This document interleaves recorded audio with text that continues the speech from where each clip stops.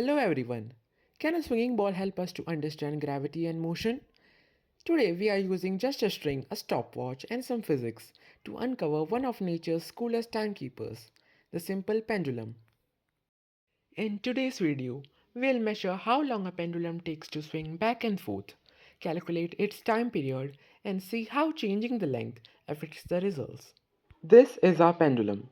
It's just a small weight tied to a string and fixed at one end. We'll change the length of this string to 70, 80 and 90 centimeter. For each, we'll measure how long it takes to complete 20 oscillations. The pendulum completes one oscillation when it goes from point A to B, then back to A.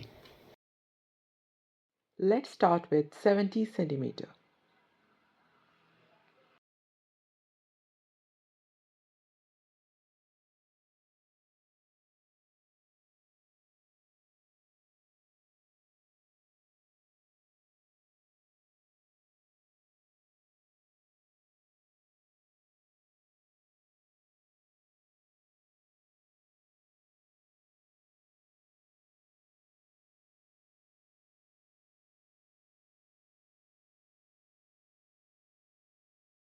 The time taken for 20 oscillations is 33.6 seconds.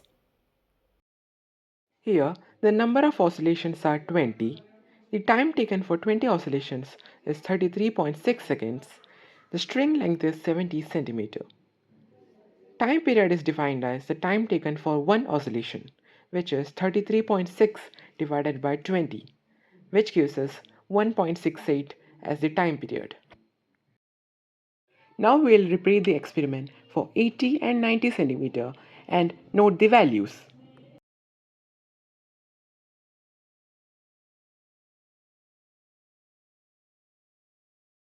Now, the equation for the time period of a simple pendulum is given by t equals 2 pi root of L by g, where L is the length of the string and g is the acceleration due to gravity. If we square both sides of the equation, we get t square directly proportional to length of the string.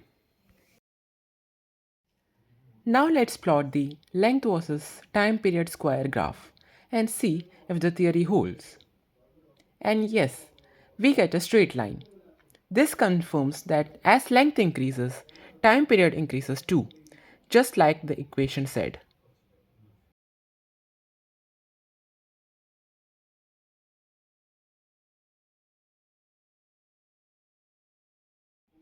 So what did we learn? Time period is independent of the mass of the bob, and most importantly, time period square is directly proportional to the length of the string.